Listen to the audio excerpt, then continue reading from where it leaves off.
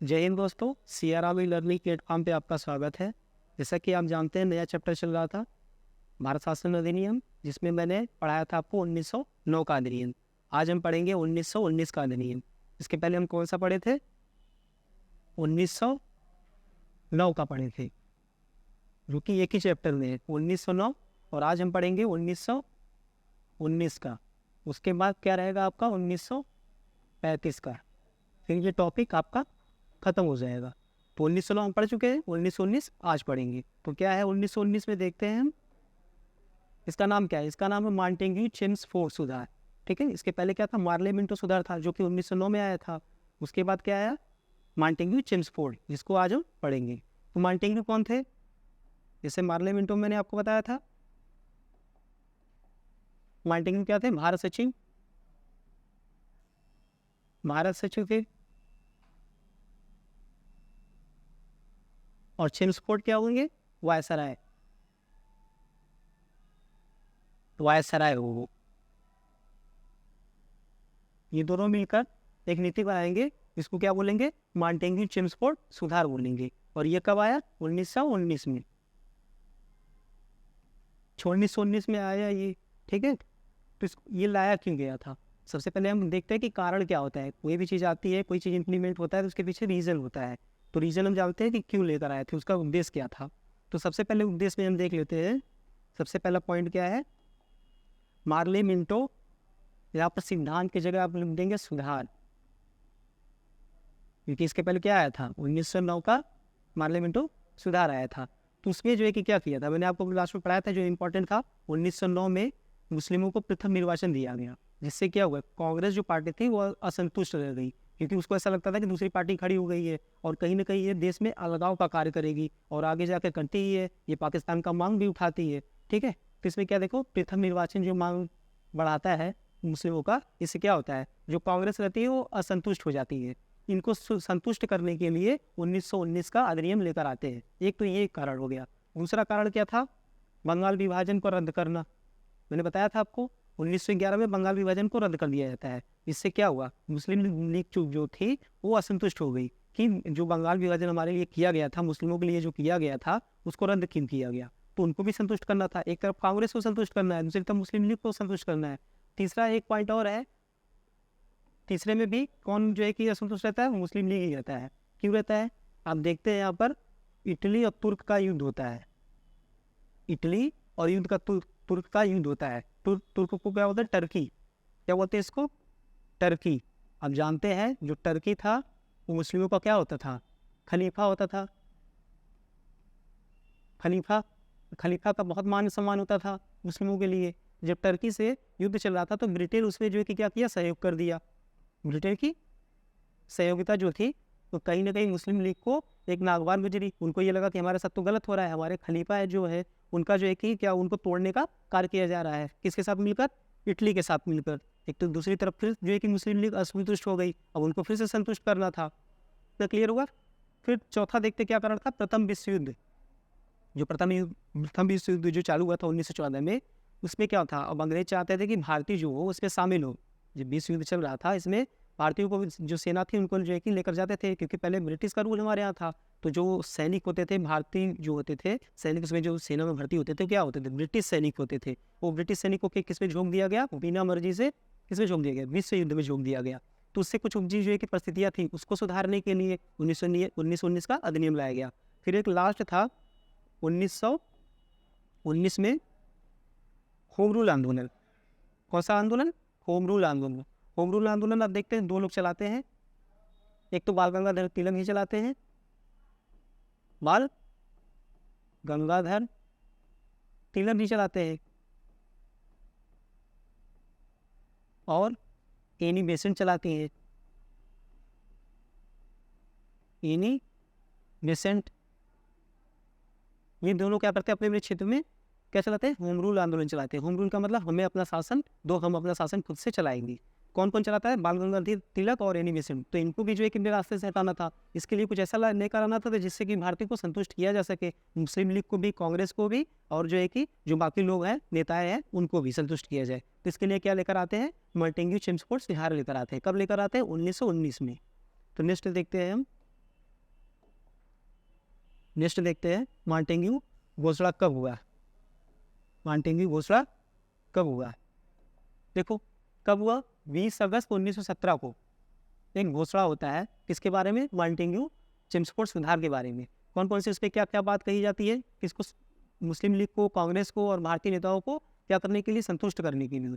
क्या लेकर क्या बताते हैं इसमें, घोषणा क्या करते हैं, भारतीय प्रशासन में क्या हो, भारतीयों की प्रतिनिधित्व बढ़ाया जाए। जो भारत में जो प्रशासन चला रहा है, कौन चला रहा है, वायसराय चला रहा है, भारत सचिव ब्रिटेन से चला रहा है, तो कहीं ना कहीं उस पर क्या किया जाए कि भारतीयों को इन्वॉल्व किया जाए, जिससे भारतीय संतुष्ट हो सके कि हम शासन करने में सहयोगी है, हमें ये चीज़ पता है कि क्या भारत में होने वाली है। इसके लिए संतुष्ट करने के लिए क्या किए, 1919 का अधिनियम लेकर आए। तो उसमें क्या किए, भारतीय प्रतिनिधित्व को बढ़ाने की बात कही।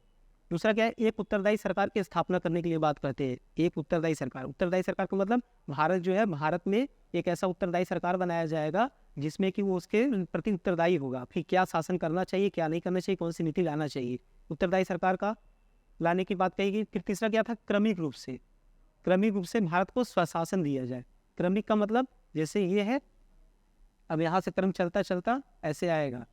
इसका कहने का अर्थ ये है कि पहले हम थोड़ा सा शासन देंगे भारत को, जैसे कि प्रतिनिधित्व बढ़ाएंगे, अगर लगेगा कि भारतीय कर सकते हैं अपना जो है कि शासन भारत पे, तो हम उनको क्रमिक रूप से धीरे धीरे उनको क्या करेंगे, उनका शासन पूरी तरीके से दे देंगे।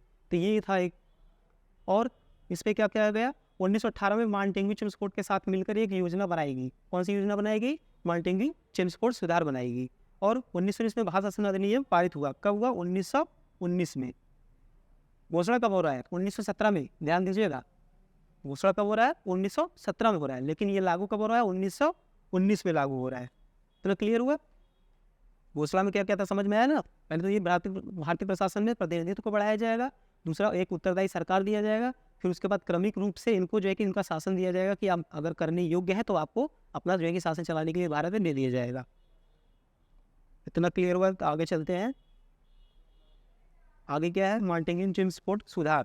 अब जो ये लागू हो गया 1919 में, तो क्या क्या थे इसमें, क्या लागू हुई थी, ठीक है। तो देखते हैं, पहले पेन का कलर चेंज कर ले रहे हैं। सबसे पहले देखते हैं भारतीय सचिव, किसमें, भारत सचिव के अधिकारों में परिवर्तन। और भारत सचिव मैंने बताया था कौन था, मॉन्टेग्यू था, जो कि भारत सचिव और वायसराय मिलकर क्या करते थे, भारत पर शासन करते थे। ऊपर सबसे पहले महारानी होती है। अब महारानी के बाद कौन होता है, भारत सचिव और वायसराय होता है। जो भारत सचिव होता है ब्रिटेन में ही रहता है। तो उसके कार्यकारिणी में क्या हुआ कि ऐसा कुछ लेकर आया जाए, कुछ चेंजिंग लेकर आया जाए जिससे भारतीय संतुष्ट हो सके। तो क्या संतुष्ट करने के लिए क्या लेकर आए, सबसे पहला क्या था, भारत मंत्री की परिषद में 8 से 12 सदस्य होंगे। देखो कम से कम 8 और अधिक से अधिक कितने सदस्य होने चाहिए, 12 सदस्य होना चाहिए। और जिसका कार्यकाल कितना होना चाहिए, 5 वर्ष का होना चाहिए। कितने सदस्य होना चाहिए, कम से कम 8 और अधिक से अधिक 12 होना चाहिए। और उनका कार्यकाल कितने वर्ष तक का होना चाहिए, 5 वर्ष तक होना चाहिए। एक तो ये था। दूसरा क्या था, इसमें आधे सदस्य जो होंगे वो दीर्घकालीन भारतीय क्षेत्र में रहे होंगे।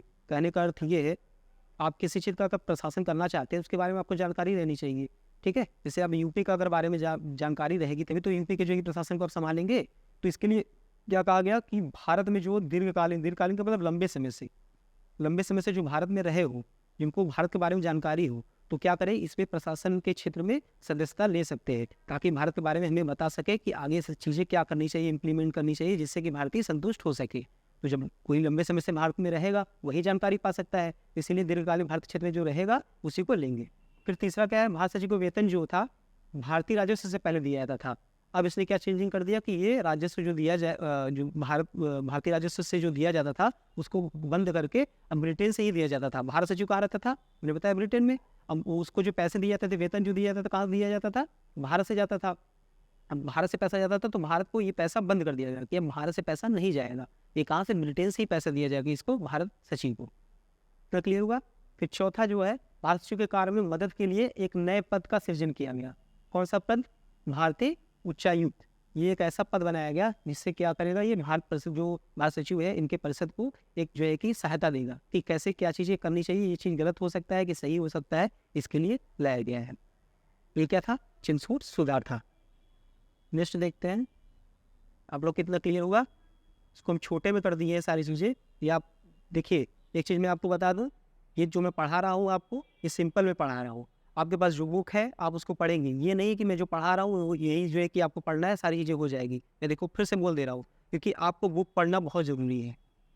बुक आप पढ़ेंगे क्योंकि बुक पढ़ने से आपकी आदत पड़ेगी बुक पढ़ने की, और आगे आपको बहुत काम देगा। ठीक है, तो ये चीज़ मैंने ये जब पढ़ोगे आप बुक में तो आपको समझ में नहीं आएगा। बहुत सारे क्रिटिकल सिचुएशन में ऐसे लिखा है क्लिष्ट भाषा में कि नहीं समझ में आता है। तो टीचर का काम क्या होता है, क्लिष्ट भाषा को सरल करना। तो मैं वही सरल में जो है कि कर दिया हूँ, इसको समझ के अपने गुरु से जो मुझे मिला है उसको सरल करके आपको दे रहा हूँ, ताकि आपको भी समझ में आए। अब ये चीज़ जो मुझे बाद में मिली मैं आपको ग्रेजुएशन में ही दे रहा हूँ, तो आप अच्छे से आपका नींव मजबूत हो जाएगा। तो आगे आप जो है कि कोई भी प्रतिस्पर्धा अगर करेंगे तो आपका बेस मजबूत रहेगा, तो उसके ऊपर दीवार खड़ी करते चले जाएंगे तो आपका हो जाएगा। ठीक है, तो इतना देख लेते हैं। अब इसको पढ़ने के बाद आप बुक जरूर पढ़ोगे, जो भी आपके पास कंटेंट रहेगा आप उसको पढ़ोगे। तो नेक्स्ट क्या है, मल्टीन्यूट्रिएंट स्पोर्ट्स सुधार में, एक मिनट इसको ऊपर कर लेते हैं। ठीक है, अब सुधार में देखो एक तो हो गया। अब इसमें मेन देखते हैं केंद्र के कार्यकारिणी परिवर्तन। जो केंद्र था, पहले का जो भारत सचिव था जो मेन था, उसके केंद्र में क्या परिवर्तन लाएगा। मैंने केंद्र देखो बनाया था, ये होता है कोई भी एक क्षेत्र हो गया, एक भौगोलिक क्षेत्र मान लिया मैंने ये है, और यहाँ पर क्या हो गया, केंद्र हो गया। और केंद्र के अलावा यहाँ पर क्या हो गया, प्रांत हो गए या राज्य हो गए। यहाँ पर एक सरकार होती है और यहाँ पर एक सरकार होती है। पहला सरकार यहाँ पर होता है, दूसरा सरकार यहाँ पर होता है। इसे दूसरे सरकार में आएंगे कि नहीं आएंगे, ये सब दूसरे सरकार में। लेकिन पहला कौन है, एक ही है केवल। जैसे केंद्र में मोदी जी है, माननीय मोदी जी है, इसके बाद हर राज्य में अलग अलग मुख्यमंत्री जी है। तो उनका जो है कि अपना अपना एक क्षेत्र है, उस क्षेत्र में देखते हैं केंद्र का हो गया। तो केंद्र में क्या परिवर्तन लेकर आए, केंद्र में क्या परिवर्तन लेकर आए। तो सबसे पहले परिवर्तन का देख लेते हैं, वायसराय।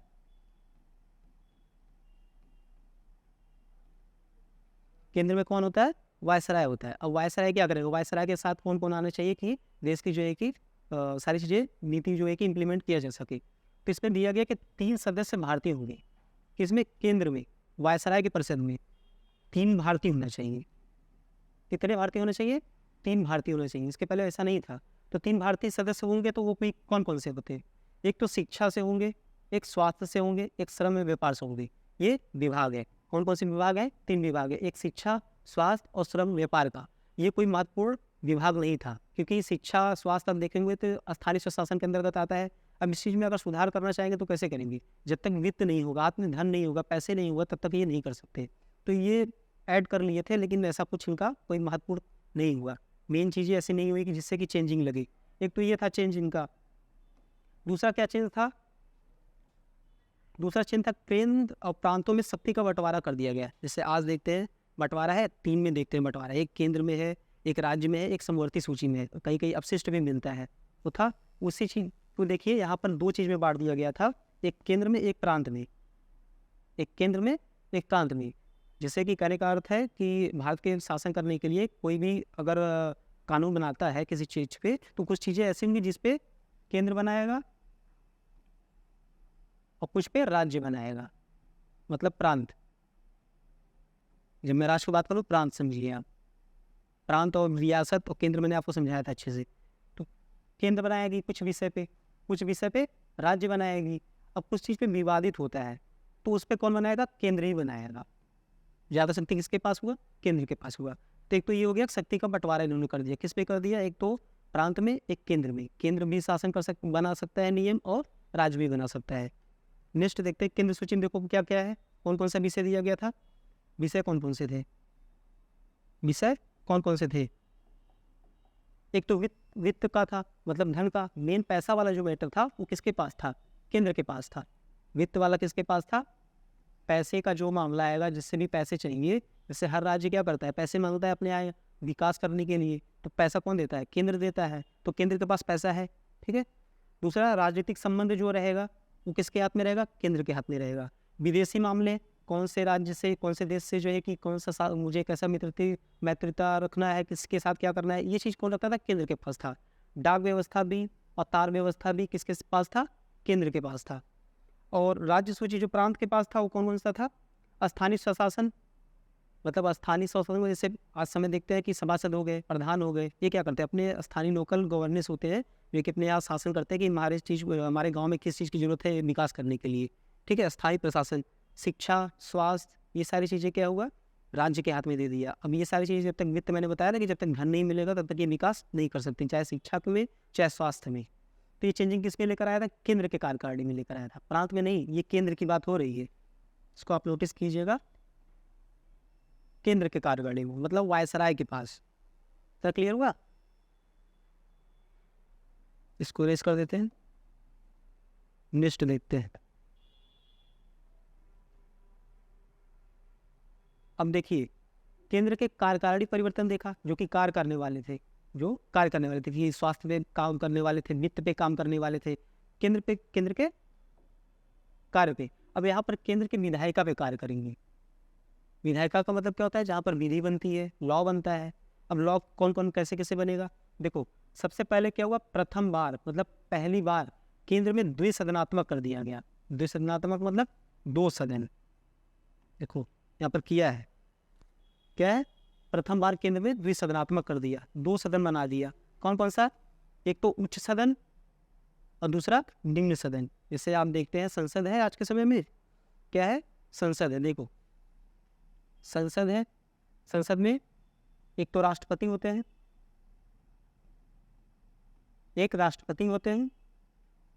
एक तो लोकसभा होता है, एक राज्यसभा होता है। ये तीनों मिल जाते हैं तो क्या होता है? संसद का निर्माण होता है।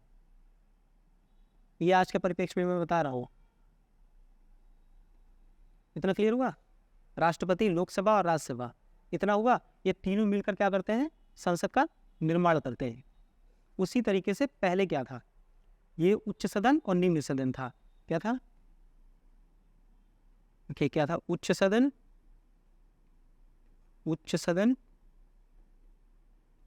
और निम्न सदन। द्विसदनात्मक यही हुआ। अब जैसे यहाँ पर राष्ट्रपति है आज के समय में, ऐसे यहाँ पर कौन होता था? वायसराय होता था। वायसराय, ठीक है? वायसराय, उच्च सदन और निम्न सदन, ये मिलकर क्या बना? परिषद एक बन गया भारत के कानून बनाने के लिए। विधायिका का मतलब कानून बनाना, ठीक है? इसके पहले कौन था? कार्यकारिणी था, जो कार्य करने वाले हैं। अब विधायिका की बात हो रही है, जो कि विधि का निर्माण होगा। जैसे संसद में आज विधि का निर्माण होता है, वैसे उस टाइम पे वायसराय करता था। तो ये देखिए उच्च सदन का जो परिषद था, इसमें 60 सदस्य होते थे। कितने सदस्य होते थे? 60 सदस्य होते थे। अभी इसको हम और भी चेंज करके लिखेंगे, 60 में डिवाइड करेंगे कि कैसे कैसे कितने में हुआ था। ये राज्य परिषद की बात हो रहा है। राज्य परिषद में 60 सदस्य शामिल होंगे। उसके बाद निम्न सदन की बात किया गया तो इसमें क्या हुआ? 145। अच्छा, ये कहीं 145, आपको 144 भी मिल जाएगा, तो इससे आप घबराइएगा मत। 144 145 होता है, वैसे 145 मैंने रख दिया, ये ज़्यादा बुक में ऐसे मिल रही थी 145 का। अब इसका 5 वर्ष, कितने वर्ष तक का रहता है? 5 वर्ष का रहता है। और इसका कितने वर्ष तक का रहता है? ये 13 नहीं 3 वर्ष है। इसको एक काट लीजिएगा, ध्यान से काट लीजिएगा। आपके पास जब पीटी जाएगी या फिर नोट करते जाइए आप लोग, जो भी एक्स्ट्रा चीज़ें मैं बता रहा हूँ, ताकि आप नोट्स देखो तो आपको सारी चीज़ें याद हो जाए। ये कितने वर्ष? 3 वर्ष। विधानसभा में, केंद्रीय विधानसभा का 3 वर्ष का होगा सदस्यों की कार्यकाल, और राज्य परिषद में कितना होगा? 5 वर्ष होगा। क्लियर हुआ? आगे चलते हैं, नेक्स्ट देखते हैं। अब इसको कैसे डिवाइड किया गया है राज्य परिषद में। मैंने बताया राज्य परिषद में कितने होते हैं? 60। कितने होते हैं? 60। अब 60 में देखो 2 पार्ट में बांट दिया गया है इसको, एक तो 26 और दूसरा 34। 26 के आगे क्या लिखा है? मनोनीत लिखा है। कहने का अर्थ ये है, जो वायसराय होता है वो मनोनीत करेगा, अपने लोगों को मनोनीत करेगा। वो चाहे जिसको करे मनोनीत, चाहे अंग्रेज हो, यूरोपीय, चाहे किसको, जिसको भी उसकी मर्जी, उसको मनोनीत यहाँ पर करता है। मतलब उसका कोई निर्वाचन नहीं होता है, ये वायसराय के ऊपर होता है कि किसको मनोनीत कर रहा है। दूसरा क्या है? निर्वाचित है। निर्वाचित का मतलब क्या होता है? चुनाव से, जो चुनाव द्वारा चुने गए हो, चुनाव से आए, ये चुनाव से मनोनीत जो वायसराय के द्वारा चुने गए हो, और निर्वाचित जो जनता जो द्वारा चुने गए हो। जैसे इसमें कौन कौन से सीटें बांट दी गई थी? 20 सामान्य के लिए, जो सामान्य निर्वाचन होता है इसमें सारे लोग लड़ सकते हैं, ऐसा। 10 मुस्लिम का। अब ये 10 मुस्लिम का मैंने बताया था 1909 में आ गया था, याद करिएगा। 1909 में क्या था? पार्लियामेंट सुधार, उसमें लाया गया था मुस्लिमों के लिए निर्वाचक मंडल, पृथक निर्वाचक अलग से, तो 10 इनको कर दिया गया। उसके बाद हम देखेंगे 3 यूरोपियों की भी बढ़ा दिया गया। जो यूरोपीय लोग होते हैं, जो पश्चिम देश के हैं, उनको 3 सीटें दे दी गई, किसमें, राज्य परिषद में। उसके बाद एक सिख को दे दिया गया। अब 1909 का जब हम पढ़ा रहे थे, आपको बताए थे कि आगे यही अलगाववाद को जो है कि बढ़ावा देता है, और लोगों भी इसमें क्या करते हैं, अपने अपने जो है कि लिए मांग करते हैं कि हमारा सांप्रदायिक तरीके से या अपने धर्म के आधार पे हमें भी अलग कर दीजिए। अब देखिए यही सिख का बढ़ गया। अब जिससे आपको ये चीज़ क्लियर होना चाहिए, 1909 में मुस्लिमों को पृथक मिला, मुस्लिमों को पृथक निर्वाचक मिला, और 1919 में सिखों को मिला। ये चीज़ थोड़ा सा आप एनालिसिस कीजिएगा, सही है कि नहीं। 1909 में पृथक किसको मिला, मुस्लिमों को मिला, और 1919 में किसको मिला, सिखों को मिल रहा है। तो ये बढ़ता जा रहा है कि नहीं बढ़ता जा रहा है, सांप्रदायिक आधार पर, धर्म के आधार पर अलगाववादी भारत में बढ़ते जा रहे हैं। ये 60 को मैंने बांट दिया 26-30 और सबका अलग अलग कर दिया। अब इस चीज़ को अगर लिखना हो तो आप डायरेक्ट ऐसे लिख सकते हो, इसको मैंने अलग करके लिखा है आपको समझाने के लिए, ताकि आपको दिमाग में रहे। अब ऐसे लिखना है तो इतने, इसमें राज्य परिषद में 60 सदस्य होते हैं, 26 मनोनीत किए जाते हैं, कहानी की तरफ लिख सकते हैं, 34 निर्वाचित किए जाते हैं, जिसमें से 20 समान निर्वाचन के थे और 10 मुस्लिम निर्वाचक मंडल था जो कि 1909 के पृथक निर्वाचन से आया था। उसके बाद 3 यूरोपियों को विशेष बढ़ा दिया गया, फिर और उसमें एक सिख विशेष को जोड़ दिया गया। जैसे आप कहानी की तरह लिख सकते हैं, ये नहीं कि ऐसा दिया गया तो मैं कैसे नोट्स में लिखूंगा, ठीक है। और मेन क्या है, मैंने यहाँ पर आपको अच्छे से समझा दिया है सरल भाषा में। अब आप बुक पढ़ेंगे, जो भी कंटेंट आपके पास होगा उसको पढ़ेंगे तो आपको सारी चीज़ें अब इसको देखने के बाद क्लियर हो जाएगा। नेक्स्ट देखते हैं, दूसरा कौन था, केंद्रीय विधानसभा था। अब इसमें 145 सीटें थी और कहीं 144 भी मिलते हैं, ठीक है। तो 145 वाला देख लो, कहीं कहीं 144 मिलता है, आपको मैंने बता दिया। 41 क्या होगी, मनोनीत होगी। मनोनीत का मैंने बताया वायसराय मनोनीत करते हैं, ये तो मनोनीत हो गए। अब जो ये बचे 104 कैसे आएंगे, निर्वाचित होकर आएंगे, मतलब चुनाव के द्वारा आएंगे। किसके द्वारा आएंगे, चुनाव के द्वारा। अब इसमें भी देखो बांट दिया गया है, 104 सीटों में से इसको बांट दिया गया है। किसको बांटा गया है, 52 जनरल में, 30 मुस्लिम में, 2 सिख में और 20 विशेष लोगों को। इतने लोगों को सीट जो है कि 104 को बांट दिया गया। 2 सदन था, एक केंद्रीय विधानसभा, एक जो भी मैंने बताया। दोनों में क्या हुआ, एक में 60 सीटें थी, एक में 145 सीटें थी। 60 वालों को मैंने बांट कर बता दिया किस पे किसको कितना मिला, और 145 वाले में मैंने बांट के बता दिया आपको कितना मिला। अब इसके आगे और भी ये चीज़ें हैं, इतने पे मैं क्लास आपका खत्म कर रहा हूँ। इसके आगे मैं पढ़ाऊंगा। 1919 अभी पूरा नहीं हुआ है, कुछ चीज़ें भी बाकी है। जैसे सदस्यों की शर्तें क्या थी सदस्यता लेने की, उसके बाद फिर 1935 का खत्म होगा, तब जाकर आपका ये चैप्टर क्लियर हो जाएगा। ठीक है, धन्यवाद।